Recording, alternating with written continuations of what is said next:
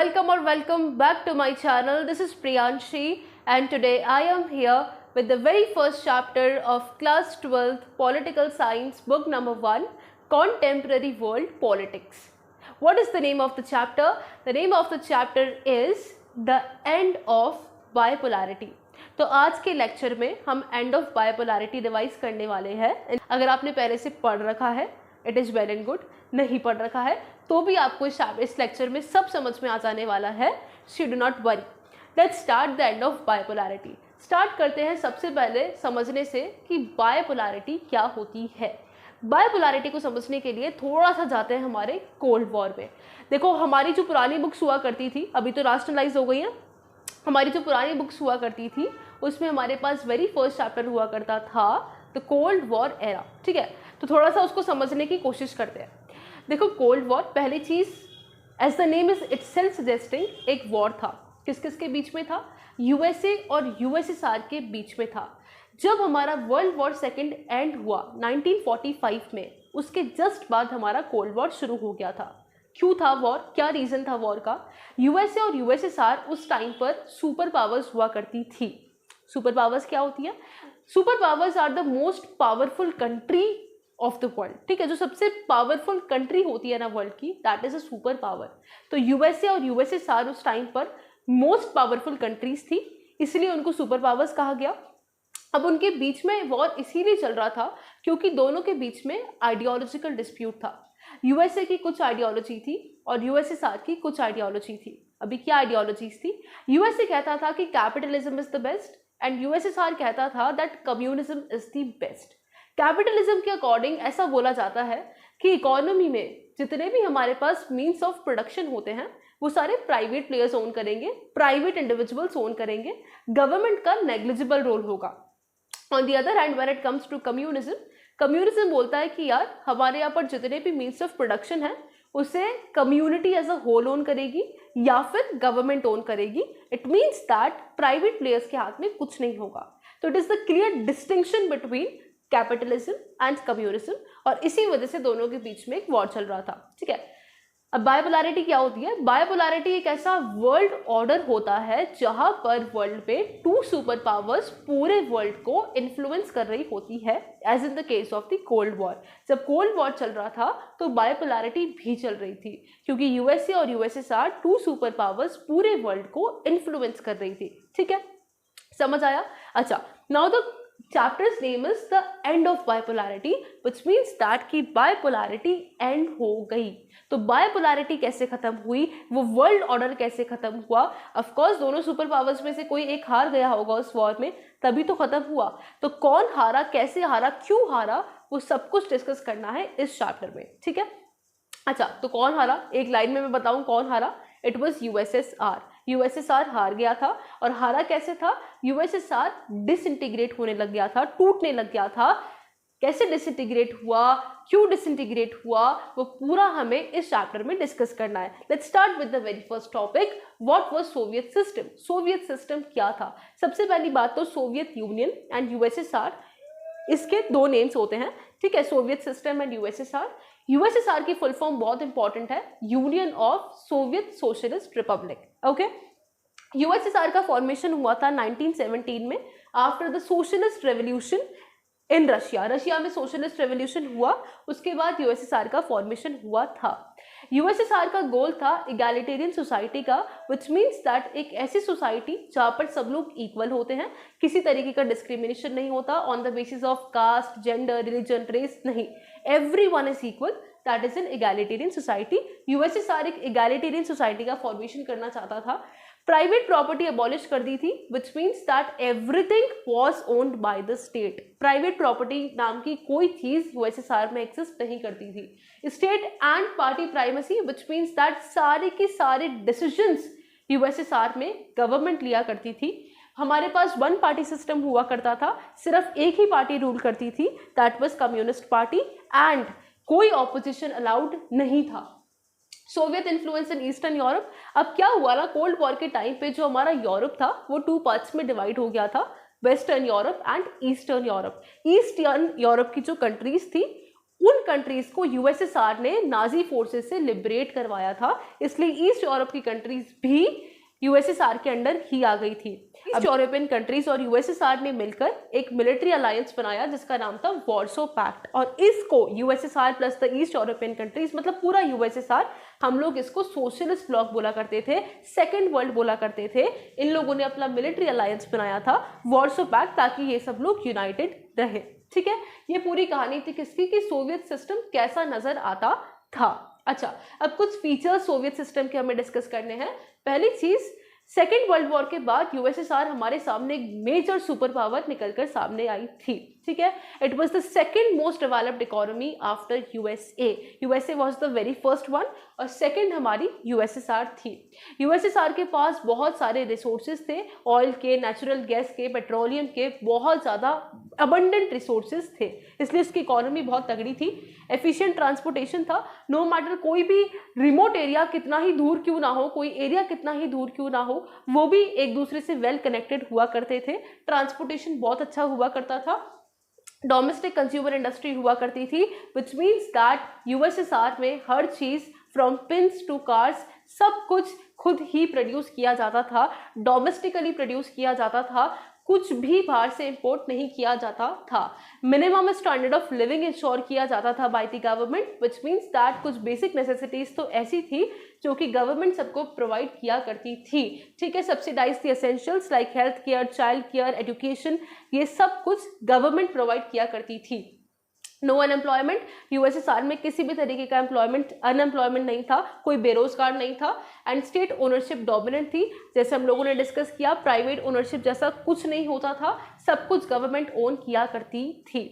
तो अभी तक आपको लग रहा होगा सब कुछ कितना सही है, कितना बढ़िया है, कोई प्रॉब्लम ही नहीं है, बट ऐसा नहीं था।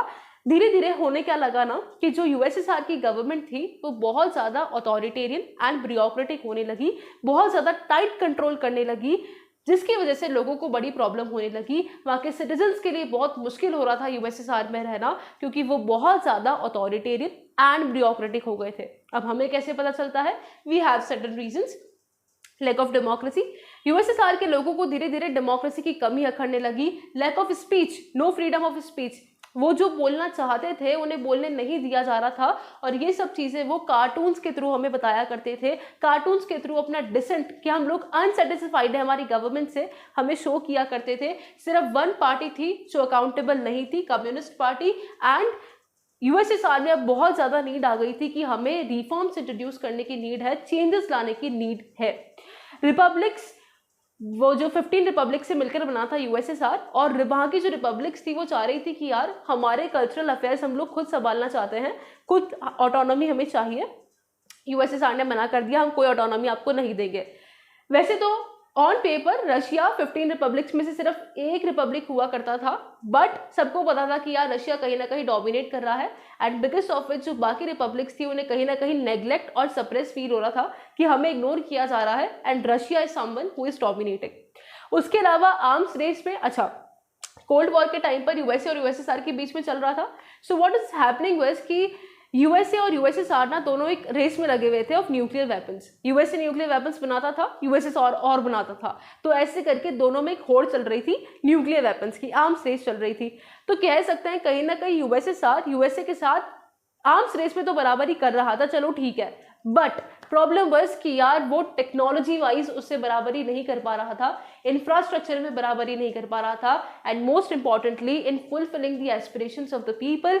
यूएसए के लोगों की इच्छाएं पूरी करी जाती थी, बट यूएसएसआर के लोगों की इच्छाएं पूरी नहीं करी जाती थी। उसके बाद और वीकेंड कर दिया अपने सिस्टम को। 1979 में अफगानिस्तान में इन्वेजन कर दिया, तो बाकी जो रिसोर्सेज बचे कुचे थे वो भी अफगानिस्तान में चले गए।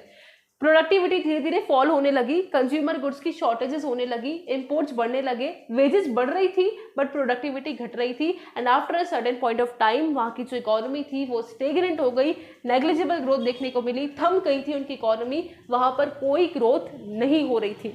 ठीक है, now the next topic is Mikhail Gorbachev and the disintegration. कौन थे मिखाइल गोर्बाचेव? मिखाइल गोर्बाचेव थे the general secretary of communist party, जो कि 1985 में जनरल सेक्रेटरी बने थे। ठीक है, अभी थोड़े से अलग टाइप के लीडर थे, इनको लगा कि यार यूएसए में बहुत ज़्यादा रिफॉर्म आ रहा है, रिफॉर्म नहीं, यूएसए में बहुत ज़्यादा टेक्नोलॉजिकल रेवोल्यूशन आ रहा है, वहाँ की टेक्नोलॉजी हमसे बहुत आगे है, हम यूएसए से बहुत पीछे, तो हमें कहीं ना कहीं बराबरी करने के लिए रिफॉर्म्स लाने तो पड़ेंगे। सो ये was a different type of leader जिन्हें लगा कि यार रिफॉर्म्स लाना इज तो वेरी इंपॉर्टेंट, तो उन्होंने रिफॉर्म्स इंट्रोड्यूस करे। इन्होंने क्या किया, वेस्ट के साथ, मतलब जो वेस्टर्न कंट्रीज है यूएसए है, उनके साथ अपने रिलेशंस को नॉर्मलाइज करना शुरू किया। अब जब इन्होंने इम्प्लीमेंटेशन शुरू करा, डेमोक्रेटाइजेशन लाए वेस्टर्न वर्ल्ड के साथ, वेस्टर्न कंट्रीज के साथ इन्होंने नॉर्मलाइज करना शुरू किया, तो ऐसे इफेक्ट्स हमें देखने को मिले जो कोई भी एक्सपेक्ट नहीं कर रहा था। ईस्ट यूरोप की जो कंट्रीज थी उन्होंने अपनी ही गवर्नमेंट के अगेंस्ट में प्रोटेस्ट लॉन्च कर दिए, अपनी ही गवर्नमेंट के अगेंस्ट में आवाज उठाना शुरू कर दिया था। Soviet union did not intervene. जब देखा कि यार ईस्ट यूरोप की कंट्रीज हमारी गवर्नमेंट के अंडर अगेंस्ट में प्रोटेस्ट लॉन्च कर रही है, तो उन्होंने सोवियत जो हमारे मिखाइल गोर्बाचेव जी थे उन्होंने कहा नहीं नहीं, हम लोग इंटरवीन नहीं करेंगे, जैसे पहले हमेशा ऐसे इंटरवीन किया जाता था, बट इस बार मिखाइल गोर्बाचेव जी ने कहा हम लोग इंटरवीन नहीं करेंगे। धीरे धीरे कम्युनिस्ट रेजाइम्स कोलैप्स होने लगी। कैसे कोलैप्स होने लगी कि जो अब पावर थी वो यूएसएसआर की गवर्नमेंट से रिपब्लिक्स के हाथों में आने लग गई थी। रिपब्लिक्स खुद अपने अफेयर्स को धीरे धीरे संभालने लग रहे थे, तो कम्युनिस्ट पार्टी धीरे धीरे, कम्युनिस्ट रेजाइम धीरे धीरे कोलैप्स हो गई थी।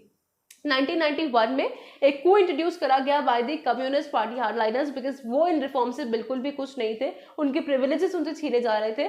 1991 में उन्होंने को इंट्रोड्यूस कर दिया, लोगों ने उसको बढ़ चढ़कर अपोज किया, क्योंकि एक बार वो लोग चक चुके थे कि फ्रीडम क्या होती है, वो वापस से उस कम्युनिज्म के अंडर नहीं आना चाह रहे थे, उन्होंने बढ़ चढ़कर अपोज किया। हमारे सामने एक हीरो निकल कर आए, बोरिस येल्सिन, जो कि रशिया में इलेक्शंस जीते थे, उन्होंने इस coup को बढ़ चढ़कर अपोज किया। नेशनल हीरो की तरह वो हमारे सामने निकल कर आए। पावर शिफ्ट होने लगी from the USSR government to the republics, and finally in December 1991 Russia, Ukraine और बेलारूस, इन तीनों ने under the leadership of Boris Yeltsin declare कर दिया that USSR is disbanded. Communist party यहाँ पर बैन होती है, यूएसएसआर यहाँ पर डिसबैंड होता है, and capitalism and democracy are the best way to organize the system, ये मान लिया गया, और यहाँ पर यूएसएसआर का एंड हो गया, द एंड हो गया, यूएसएसआर डिसइंटीग्रेट हो गया। अब कॉन्सिक्वेंसेस की बात करें तो यूएसएसआर जब डिसबैंड हो गया तो उसके बाद कुछ इमीडिएट कॉन्सिक्वेंसेस हमें देखने को मिले और एक ब्रॉड लेवल पे कॉन्सिक्वेंसेस देखने को मिले ऑन दी वर्ल्ड पॉलिटिक्स। पहले हम लोग सिंपल डिस्कस करते हैं। पहली चीज सीआईएस का फॉर्मेशन हुआ। What was CIS? Commonwealth of independent states. जब बहुत सारी कंट्रीज इंडिपेंडेंट हो गई after the disintegration of USSR, तो उन्हें लगा कि यार हमें ना साथ में आने की जरूरत है, थोड़ा कोऑपरेट करने की जरूरत है, अभी नए नए हम लोग इंडिपेंडेंट ही हुए हैं तो अभी साथ में आते हैं। उन्होंने एक ग्रुप बनाया सीआईएस। प्रॉब्लम ये थी कि उन लोगों ने सेंट्रल एशियन रिपब्लिक्स को इंक्लूड नहीं किया था। मजे की बात ये भी थी कि सेंट्रल एशियन रिपब्लिक्स नहीं चाह रही थी कि यूएसएसआर डिसइंटीग्रेट हो, वो अभी भी यूएसएसआर के अंडर ही रहना चाह रही थी। अब क्योंकि सेंट्रल एशियन रिपब्लिक्स को हमें नाराज नहीं करना था, तो सीआईएस के मेंबर्स ने सेंट्रल एशियन रिपब्लिक्स को उसका फाउंडिंग मेंबर बना दिया ताकि आप नाराज नहीं हो। उसके अलावा रशिया सक्सेसर निकल कर आया। Seat in UNSC, united nation security council में यूएसएसआर के पास परमानेंट सीट थी, तो रशिया को भी परमानेंट सीट मिल गई। जितनी भी इंटरनेशनल ट्रीटीज साइन कर रखी थी हमारे यूएसएसआर ने, वो सारी किसके ऊपर आ गई? रशिया के ऊपर आ गई। उसके अलावा ओनली न्यूक्लियर स्टेट बन गया था क्योंकि यूएसएसआर के पास न्यूक्लियर वेपन्स थे, तो अब रशिया क्योंकि सक्सेसर बना, उसके पास न्यूक्लियर वेपन्स आ गए। उसने जितने भी डिसआर्मामेंट मेजर्स उसको साइन करने थे यूएसए के साथ, वो सारे डिसआर्मामेंट मेजर्स साइन करे, and Soviet union finally and हो गया। सोवियत यूनियन का यहाँ पर दी एंड हो गया था। समझे यहाँ तक? Now why did USSR disintegrate? ऐसा क्या हो गया था कि USSR disintegrate हो गया? ऐसी कौन सी उनमें पहाड़ टूट पड़ा था कि USSR जो कि 15 रिपब्लिक्स का एक ग्रुप था वो टूट गया? What happened? Let us discuss. Two broad reasons है। पहला है इंटरनल वीकनेसेस। यूएसएसआर के पॉलिटिकल और इकोनॉमिक इंस्टीट्यूशंस में अंदर से ही इंटरनल वीकनेसेस आना शुरू हो गई थी, जो कि लोगों की एस्पायरेशंस को, इच्छाओं को, डिजायर्स को पूरी नहीं कर पा रही थी। And second was economic stagnation. उसकी इकोनॉमी में धीरे धीरे नेग्लिजिबल ग्रोथ देखने को मिल रही थी, एकदम स्टेगनेट हो चुकी थी उसकी economy, and biggest of its consumer goods की बहुत ज्यादा शॉर्टेज देखने को मिल रही थी, कमी देखने को मिल रही थी। तो दो ब्रॉड रीजंस है, internal weaknesses and economic stagnation, दोनों को डिटेल में डिस्कस करना है। Let's start with very first one, that why internal weaknesses. क्यों थी इंटरनल वीकनेसेस? पहली चीज, मैंने बताया था कि न्यूक्लियर रेस चल रही थी, तो यूएसएसआर अपने मैक्सिमम रिसोर्सेज न्यूक्लियर आर्सेनल्स को मेंटेन करने में यूज कर रहा था ताकि वो यूएसए की बराबरी कर पाए in the nuclear race. And second बस उसकी जो सैटेलाइट स्टेट्स थी specially the Central Asian republic, उनके डेवलपमेंट में यूएसएसआर अपने रिसोर्सेज को यूज कर रहा था। सेकंड बस इकोनॉमिक बर्डन, अब इतना ज्यादा इकोनॉमी पे बर्डन आ चुका था कि यूएसएसआर की इकोनॉमी उस चीज को नहीं झेल पा रही थी। धीरे धीरे लोगों को पता चलने लगा कि यार यूएसए में तो बहुत ज्यादा टेक्नोलॉजिकल एडवांसमेंट हो रहा है, हम लोग तो बहुत पीछे हैं, ठीक है। तो लोगों को यूएसए के एडवांसमेंट की नॉलेज होने लगी, उसके बाद उन्हें डिस्पैरिटीज दिखने लगी कि यार हम लोग तो यूएसए से बहुत पीछे हैं। आज तक हमें बोला जा रहा था कि USSR is the best, USSR से अच्छा तो कुछ है ही नहीं। उनके लिए it came as a political and a psychological shock कि हम लोग यूएसए से बहुत पीछे हैं, हम आज तक अंधेरे में थे, हमें रियलिटी नहीं पता थी। जब उनको रियलिटी समझ में आई तो उनको एक बहुत बड़ा धक्का लगा, ठीक है। तो ये रीजंस थे वाई इंटरनल वीकनेसेस। उसके बाद वाई स्टेग्नेशन, स्टेग्नेशन क्यों आया था? पहली चीज unaccountable party, one party system था, कम्युनिस्ट पार्टी रूल कर रही थी, दैट वाज अगेन अनअकाउंटेबल, लोगों की नहीं सुनती थी। सेकंड स्लो ब्यूरोक्रेसी, बहुत धीरे धीरे काम होते थे, आप लोग कुछ बोलोगे पता नहीं कब जाकर उसको रिस्पॉन्ड मिलेगा, तो ब्यूरोक्रेसी बहुत धीरे काम करती थी, करप्शन बहुत ज्यादा था। उसके अलावा अगर वो यूएसएसआर का सिस्टम कुछ गलती कर देता था तो उसको एक्सेप्ट भी नहीं करता था, inability to accept the mistakes, कि अगर मैंने गलती करी है तो मैं उसको एक्सेप्ट कर लूँ, नहीं, उसको एक्सेप्ट भी नहीं करना था। नो ओपननेस, वहाँ के लोग चाह रहे थे कि थोड़ा ट्रांसपेरेंट हो यूएसएसआर की गवर्नमेंट, हमें पता चले कि यूएसएसआर की गवर्नमेंट क्या कर रही है, उनको कोई ओपननेस नहीं थी।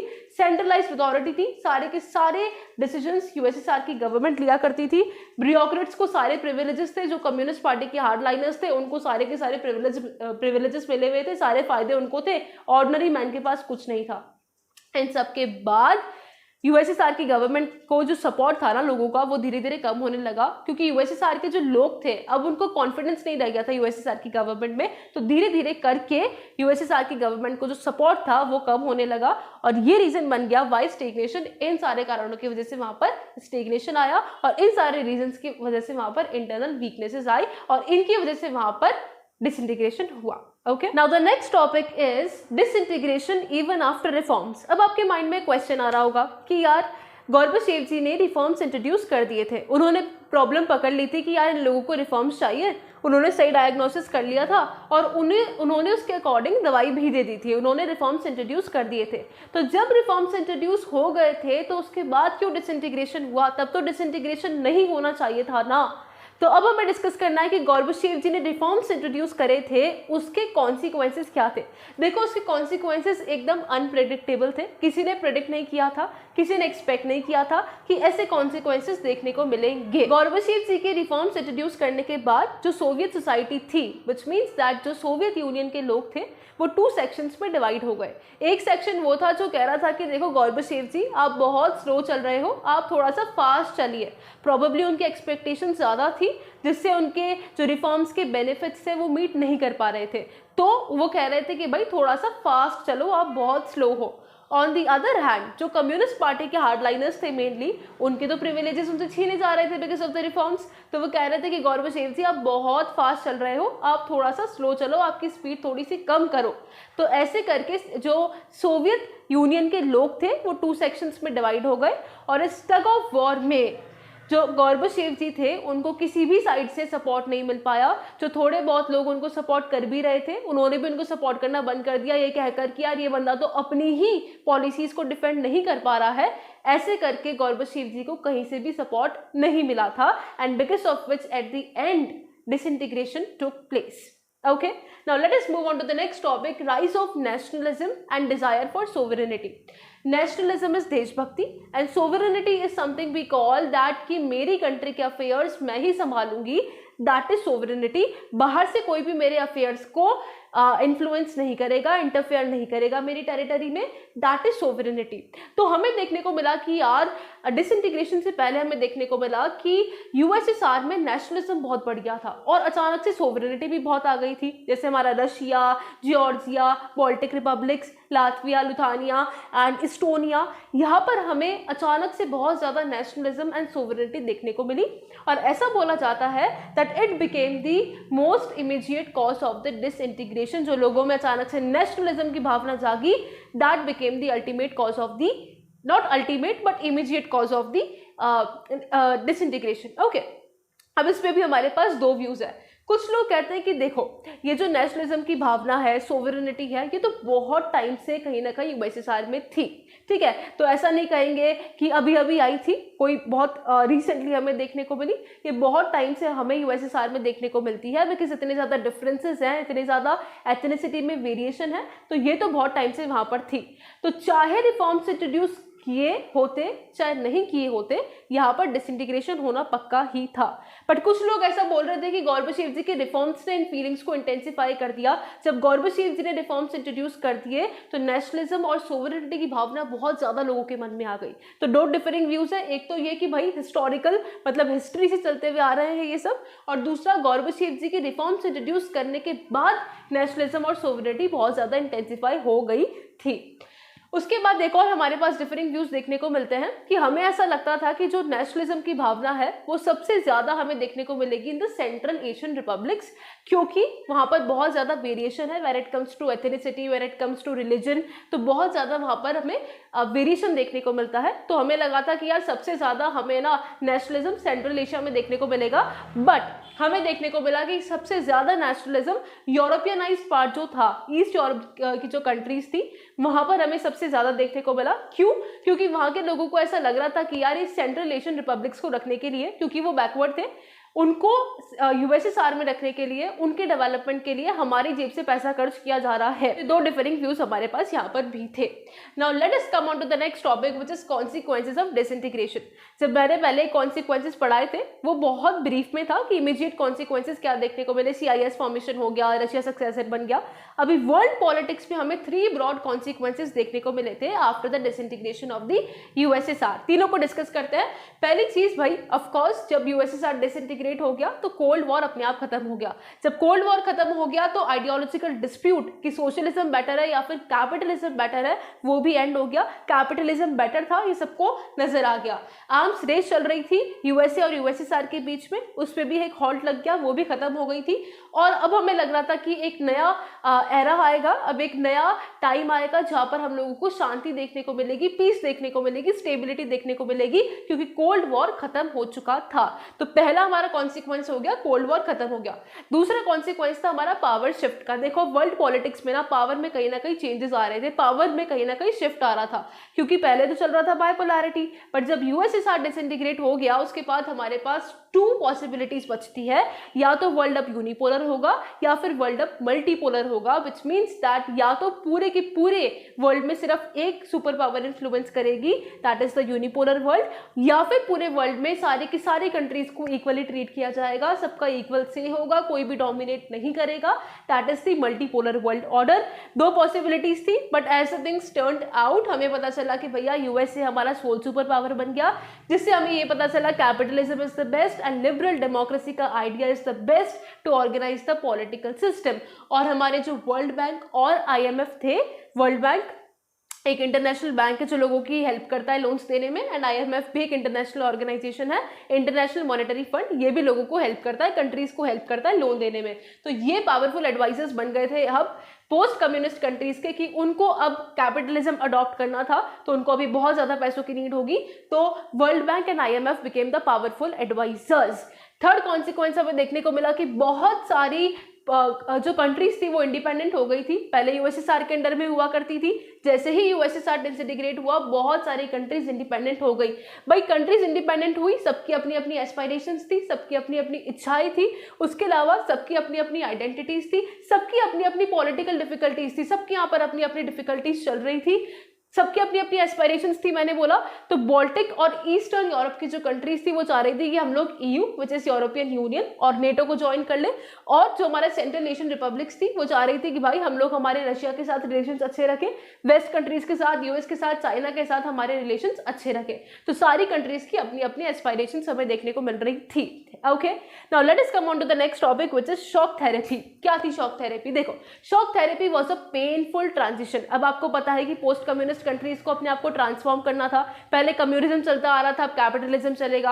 अब क्या करना था, उन्हें अपने आप को ट्रांसफॉर्म करना था from authoritarian socialist system to liberal capitalist system. पहले तो भैया वहां पर सिर्फ एक पार्टी रूल करती थी और वहां पर कम्युनिज्म हुआ करता था, सोशलिज्म हुआ करता था, बट अब आपको कैपिटलिज्म अडॉप्ट करना पड़ेगा, लिबरल डेमोक्रेसी का आइडिया अडॉप्ट करना पड़ेगा। तो वो जो ट्रांजिशन हुआ पोस्ट कम्युनिस्ट कंट्रीज में, उसको नेम दिया गया था shock therapy, which was a very painful process. क्यों था पेनफुल, ये हम लोग बाद में डिस्कस करेंगे।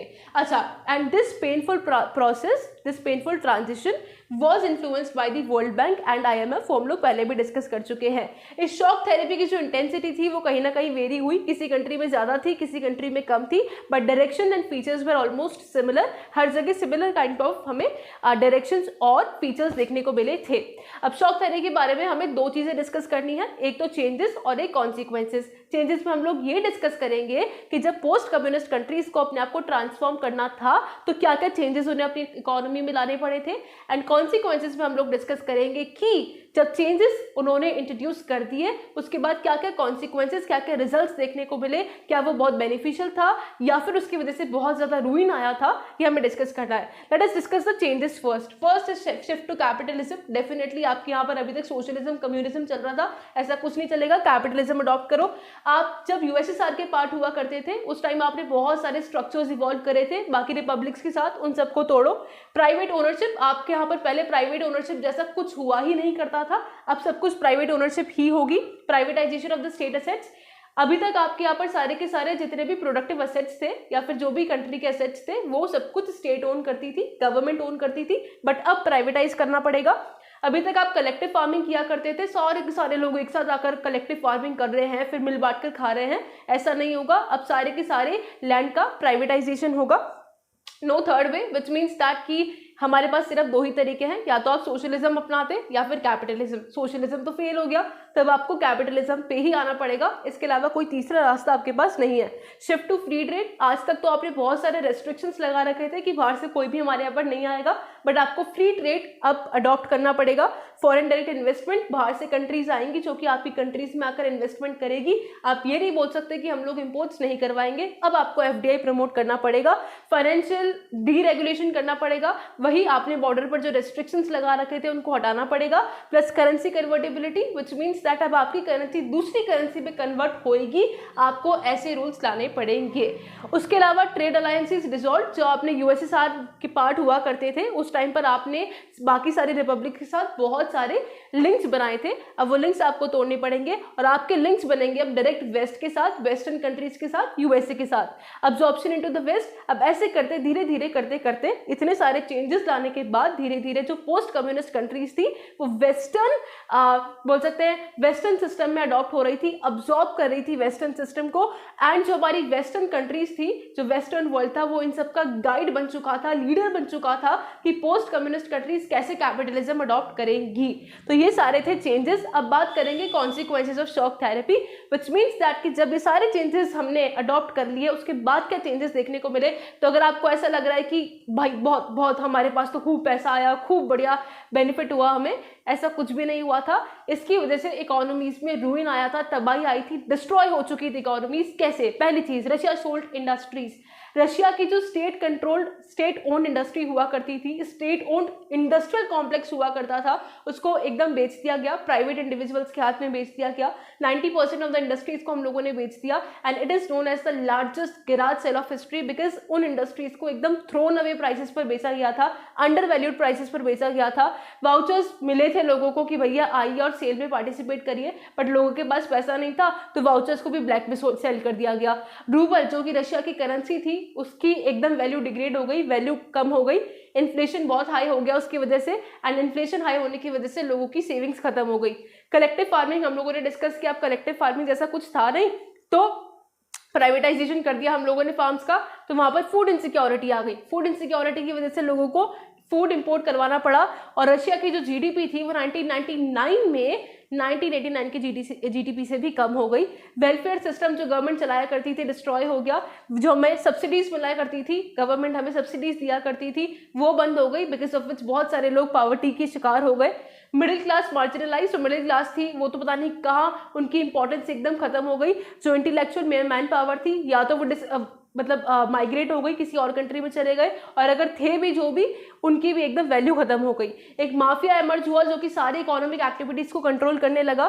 प्राइवेटाइजेशन की वजह से डिस्पैरिटीज बहुत ज्यादा बढ़ गई। जो अमीर लोग थे उन्होंने तो खरीद ली इंडस्ट्रीज, जो गरीब थे वो नहीं खरीद पाए, तो उसकी वजह से डिस्पैरिटीज बहुत ज्यादा बढ़ गई। एक तो एकदम रिच क्लास हो गई, एकदम पुअर क्लास हो गई। पहले ऐसा कुछ नहीं हुआ करता था, पहले सब लोग इक्वल हुआ करते थे, इगैलिटेरियन सोसाइटी। अब यहाँ पर हमें बहुत ज्यादा इनइक्वालिटी देखने को मिलती थी। तो ये थे हमारे कॉन्सिक्वेंसेस ऑफ शॉक थेरेपी। तो हम लोगों ने इकोनॉमी की तो बात कर ली कि इकोनॉमी में क्या चेंजेस आए थे, क्या कॉन्सिक्वेंसेस थे। अब बात करते हैं पॉलिटिक्स की। पॉलिटिकल वाइज हमें क्या देखने को मिल रहा था इन द पोस्ट कम्युनिस्ट कंट्रीज। पहली चीज कि भैया पॉलिटिक्स पर इतना ध्यान नहीं दिया गया था जितना इकोनॉमी पर ध्यान दिया गया था। इनके कॉन्स्टिट्यूशन को बहुत ही जल्दी में बनाया गया था। प्रेसिडेंट्स को बहुत ज़्यादा पावर दे दी गई थी, स्पेशली इन रशिया, जिसकी वजह से जो हमारी इलेक्टेड पार्लियामेंट्स थी उसका जो इन्फ्लुएंस था वो काफ़ी कम हो गया था, इंपॉर्टेंस काफ़ी कम हो गया था। सेंट्रल एशियन रिपब्लिक्स में भी प्रेसिडेंट्स बहुत ज़्यादा अथॉरिटेरियन हो गए थे। उन्होंने पहले अपने आप को 10 ईयर्स के लिए प्रेसिडेंट बनाया, फिर नेक्स्ट 10 ईयर्स के लिए और एक्सटेंड कर लिया था। कोई डिसेंट अलाउ नहीं था, कोई ऑपोजिशन अलाउ नहीं था, एंड जुडिशियल कल्चर मतलब जुडिशरी भी ज़्यादा फोकस नहीं करा गया था। अभी भी एक इंडिपेंडेंट जुडिशरी बनना वहाँ पर बाकी था। तो ये था पॉलिटिक्स, जिस पर ज़्यादा ध्यान नहीं दिया गया था। Now let us come on to the revival. अब ऐसा तो था नहीं कि भैया बहुत ज़्यादा हमें रूइन देखने को मिला, because of the shock therapy तो वही चलता रहेगा। रिवाइव तो करेंगे ना, तो रिवाइव करना शुरू करते हैं वो इन 2000। कैसे? Very first is natural resources. उनके पास नेचुरल रिसोर्सेज बहुत थे, तो उन्होंने एक्सपोर्ट करना शुरू कर दिया था। ठीक है, ये हमारे उज्बेकिस्तान, तुर्कमेनिस्तान, ये सब major oil and gas producers थे, तो उनकी वजह से उनको काफ़ी ज़्यादा बेनिफिट हुआ था। उसके अलावा बहुत सारी कंट्रीज़ ने क्या किया ना, ऑयल पाइपलाइन से रेंट लेना शुरू कर दिया। अगर एक कंट्री को दूसरी कंट्री तक ऑयल पहुंचाना है थ्रू पाइपलाइंस, तो अगर तीसरी कंट्री बीच में आ रही है तो इस तरीके से उन लोगों ने पैसा कमाना शुरू कर दिया, एंड थोड़ी बहुत मैन्युफैक्चरिंग रीस्टार्ट हो चुकी थी in the post communist countries. Let us come on to the next topic which is tensions and conflicts. अब बहुत सारी कंट्रीज इंडिपेंडेंट हो गई थी, तो आपको क्या लगता है वहां पर एकदम सब बढ़िया था, सब पीस था, सब स्टेबिलिटी थी, शांति थी? ऐसा नहीं था। ठीक है, बहुत ज्यादा हमें इंस्टेबिलिटी देखने को मिली। उन कंट्रीज में बहुत ज़्यादा कॉन्फ्लिक्ट्स थे, सिविल वॉर्स देखने को मिले, इंसर्जेंसीज देखने को मिली। बहुत सारे टाइम पर ऐसे देखने को मिला कि जो बाहर जो आउटसाइड पावर्स है, बड़ी बड़ी पावर्स है, वो इन सब में इंटरफेयर करने लगी, जिसकी वजह से जो हमारा कॉन्फ्लिक्ट था वो और ज़्यादा सीवियर हो गया था। कुछ एग्जाम्पल्स दे रखे हैं, जैसे कि रशिया में 2 प्रोविंसीज है, शेचनिया और दगेस्तान। इन्होंने सेशनिस्ट मूवमेंट्स लॉन्च कर दिए कि हमें रशिया के साथ नहीं रहना, हमें रशिया से अलग होना है। तो रशिया की जो कैपिटल थी मॉस्को, उसने बहुत ज़्यादा इनडिस्क्रिमिनेट बॉम्बिंग करी, बिकॉज ऑफ विच इनके ह्यूमन राइट्स वायलेशन हुआ।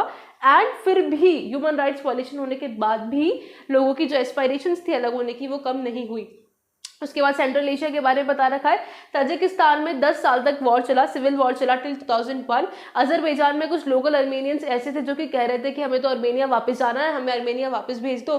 जॉर्जिया में हमें देखने को मिला कि इंडिपेंडेंस की डिमांड शुरू हो गई थी जॉर्जिया में। उसके अलावा यूक्रेन, किर्गिस्तान, जॉर्जिया, इन सब में एक्सिस्टिंग रेजिम्स जो थी वहाँ पर, उसके अगेंस्ट में प्रोटेस्ट देखने को मिले थे। कहीं कहीं पर वाटर डिस्प्यूट्स भी देखने को मिले थे, रिवर से रिलेटेड लड़ाई हुआ करती थी। तो ऐसे देखने को मिला कि इन सारे एरियाज में, इन सारे रिपब्लिक्स में जो कि इंडिपेंडेंट कंट्रीज बनी थी, उनमें बहुत ज़्यादा इंस्टेबिलिटी देखने को मिली थी, बिकॉज ऑफ विच वहाँ के जो ऑर्डिनरी पीपल थे उनका रहना बहुत मुश्किल हो गया था। अच्छा, सेंट्रल एशिया के बारे में बता रखा है। सेंट्रल एशिया में ना बहुत ज़्यादा हाइड्रोकार्बन रिसोर्सेज थे, उसकी वजह से इसको बहुत ज़्यादा इकोनॉमिक बेनिफिट हुआ, एंड बिकॉज ऑफ विच ये एक जोन ऑफ कंपटीशन बन गया। बहुत सारी आउटसाइड पावर्स की नजरें इस पे थी कि यार इसके पास बहुत ज़्यादा हाइड्रोकार्बन रिसोर्सेज है। जैसे कि यूएसए ने सेंट्रल एशिया में अपने मिलिट्री बेसिस हायर कर लिए कि हम आपके यहाँ से एयरप्लेन्स उड़ा सकते हैं। सीज का रेंट भी यूएसए ने सेंट्रल एशिया को दिया। चाइना का भी इंटरेस्ट वहाँ पे था, उसने देख लिया कि यहाँ पे बहुत फायदा है, तो उसने आसपास सेटलमेंट करना शुरू कर दिया। रशिया कहता है कि यार ये तो मेरा नियर अब्रॉड है, मेरे पास पड़ता है, इसलिए यहाँ पर सबसे ज्यादा इन्फ्लुएंस मेरा होना चाहिए। चेज़ोस्लोवाकिया एक ऐसी जगह है जो कि प्यार से 2 पार्ट्स में स्प्लिट हो गई, चेज़ और स्लोवाक। यहाँ पर ज्यादा हमें कोई लड़ाई झगड़ा नहीं देखने को मिला। यूगोस्लाविया एक ऐसी जगह थी जहाँ पर हमें बहुत ज्यादा सीवियर कॉन्फ्लिक्ट्स देखने को मिले, यहाँ पर हमें देखने को मिला कि बहुत सारे पार्ट्स में यूगोस्लाविया डिवाइड हो गया था, फिर आउटसाइड पावर इन्वॉल्व हो गई, नेटो इन्वॉल्व हो गया, नेटो ने बॉम्बिंग शुरू कर दी and biggest of which Yugoslavia का केस बहुत ज़्यादा सीवियर हो गया था। Now let us discuss the India and the post communist countries. अब हम लोग डिस्कस करेंगे कि इंडिया के और पोस्ट कम्युनिस्ट कंट्रीज के रिलेशंस कैसे हैं। पहली चीज भाई, सबके साथ ही हमारे रिलेशंस बहुत अच्छे हैं, बट सबसे अच्छे हैं हमारे रशिया के साथ। Okay, rooted in trust, Russia और इंडिया में काफ़ी अच्छा ट्रस्ट है और कॉमन इंटरेस्ट है। बहुत सारे जगहों पर इंडिया और रशिया का जो से होता है वो सिमिलर होता है। Popular cultural connections which means that कि कल्चरल वाइज भी हमारे टाइज काफ़ी अच्छे हैं। We will be discussing the shared visions which means that India और रशिया बहुत सारे एरियाज पर शेयर्ड विजन शेयर करते हैं, मतलब सिमिलर विजन शेयर करते हैं। वो कौन कौन से एरियाज है? पहला है multipolar world order which means that कि पूरे वर्ल्ड में सारी की सारी कंट्रीज को इक्वल से होना चाहिए, इक्वल पावर होनी चाहिए, कोई एक कंट्री डोमिनेट ना करे। दूसरा collective security which means that किसी एक कंट्री पर अगर थ्रेट है, किसी एक कंट्री पर अटैक हुआ है तो माना जाएगा कि वो सारी कंट्रीज पर अटैक हुआ है और सब उस कंट्री को डिफेंड करनी आएंगी। रीजनलिज्म बढ़ना चाहिए, रीजन वाइज हमारा जो कोऑपरेशन है वो बढ़ना चाहिए। नेगोशिएटेड सेटलमेंट होने चाहिए, बातचीत करके हम हमारे कॉन्फ्लिक्ट्स को रिजॉल्व करें, ऐसा मैकेनिज्म होना चाहिए। सबकी इंडिपेंडेंट फॉरेन पॉलिसी होनी चाहिए। उसके अलावा एक जो हमारी यूनाइटेड नेशंस होता है इंटरनेशनल ऑर्गेनाइजेशन, वो और ज़्यादा डेमोक्रेटिक होना चाहिए और ज़्यादा स्ट्रॉन्ग होना चाहिए। इंडिया और रशिया के बीच में 80 बायलैटरल अग्रीमेंट साइन करे गए थे according to the Indo Russia strategic act of 2001। अब हम लोग बात करेंगे बेनिफिट्स की कि इंडिया को रशिया से क्या बेनिफिट्स होते हैं, रशिया को इंडिया से क्या बेनिफिट्स होते हैं। देखो, सबसे पहली बात करते हैं इंडिया की। रशिया इंडिया को कश्मीर में इशू में हेल्प करता है, एनर्जी सप्लाईज में हेल्प करता है, टेररिज्म पे हम लोग इन्फॉर्मेशन शेयर करते हैं एक दूसरे को। Access to Central Asia, India का सेंट्रल एशिया तक एक्सेस हो पाए, इसमें रशिया हमारी हेल्प करता है। एंड चाइना के साथ रिलेशंस बैलेंस करने में हमारी हेल्प करता है। अब रशिया को क्या बेनिफिट्स होते हैं इंडिया से, वो डिस्कस करते हैं। देखो, रशिया के लिए India is the second largest arms market है। हम लोग हमारे मोस्ट ऑफ द जो हमारा मिलिट्री हार्डवेयर होता है वो रशिया से खरीदते हैं, तो रशिया के लिए बहुत ही बेनिफिशियल वाली बात है। उसके अलावा बात करें तो इंडिया को रशिया ऑयल असिस्टेंस में हेल्प करता है। हम लोग एक ऑयल इंपोर्टिंग नेशन है, तो उसमें रशिया हमारी हेल्प करता है। जब जब हमारे ऑयल क्राइसिस हुई है तो रशिया ने हमारी हेल्प करी है। हम लोग ट्राई कर रहे हैं, देख रहे हैं कि हम लोग हमारे जो एनर्जी इंपोर्ट्स है वो इंक्रीज करें। उसके अलावा न्यूक्लियर एनर्जी में हमारी सपोर्ट करता है रशिया। उसके अलावा स्पेस इंडस्ट्री में हमारी हेल्प करता है। जब हमें क्रायोजेनिक रॉकेट की ज़रूरत थी तो रशिया ने हमारी हेल्प करी। एंड अपार्ट फ्रॉम दैट हम लोग साइंटिफिक कोलैबोरेशन भी करते हैं रशिया के साथ, तो रशिया ने हमारी उसमें भी हेल्प करी है। Okay, so that was the whole chapter the end of bipolarity. I hope आपको पूरा समझ में आया होगा। That is it for this video. Let's meet in the next video. Till then, bye bye, stay tuned and do not forget to like, share, subscribe and comment.